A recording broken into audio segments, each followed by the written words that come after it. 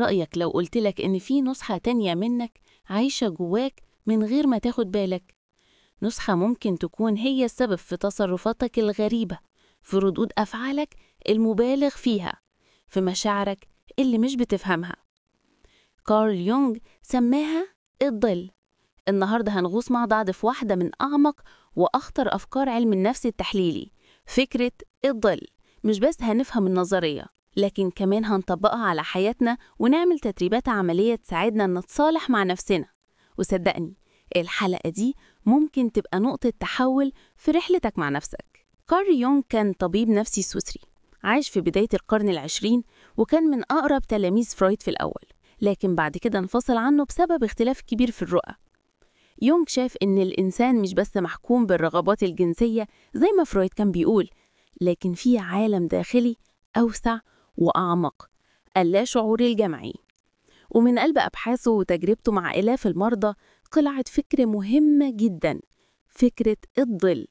الظل عند يونغ هو كل الصفات اللي جوانا وإحنا مش عايزين نعترف بيها أو بنحاول نخبيها.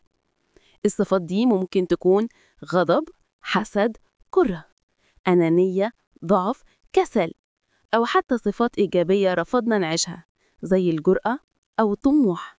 يعني الظل مش كله سلبي، أحيانا بيكون في جوانب قوة إحنا كابتنها. مثلا ممكن تلاقي نفسك دايما بتنتقد الناس الأنانيين، لكن في الحقيقة ده انعكاس لجانب جواك أنت رافض تعترف بيه. يونغ بيقول كل ما لم يتم التعبير عنه في الوعي سيظهر في حياتك كقدر، بمعنى إن كل ما تهرب من مواجهة الظل كل ما هيتحكم فيك أكتر. يونغ ما وقفش عند الظل، هو كمان اتكلم عن حاجة اسمها النماذج الأولية، وهي صور وأنماط متكررة موجودة في عقلنا الباطني الجمعي. زي إيه؟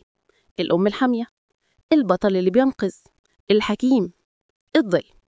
كلنا جوانا الحاجات دي، وبتظهر في أحلامنا، في القصص اللي بنحبها، في اختياراتنا من غير ما ناخد بالنا. مثلا لما بنحب بطل فيلم معين جدا، غالبا هو بيعكس بطل جوانا احنا لسه ما أطلقناهوش. يلا نعمل شوية تمرين المراية. هات ورقة أو قلم، اكتب ايه أكتر الصفات اللي بتستفزك في الناس. الغيرة، الكذب، الاستهتار. خد بالك اللي بيستفزك في غيرك غالبا هو انعكاس لجزء من ظلك. تمرين الكرسي الفارغ. اقعد على كرسي وحط كرسي قدامك فاضي، تخيل ان الظل بتاعك قاعد عليه. اتكلم معاه في صوت عالي، انا عارف انك جزء مني وعاوز افهمك بدل ما اهرب منك.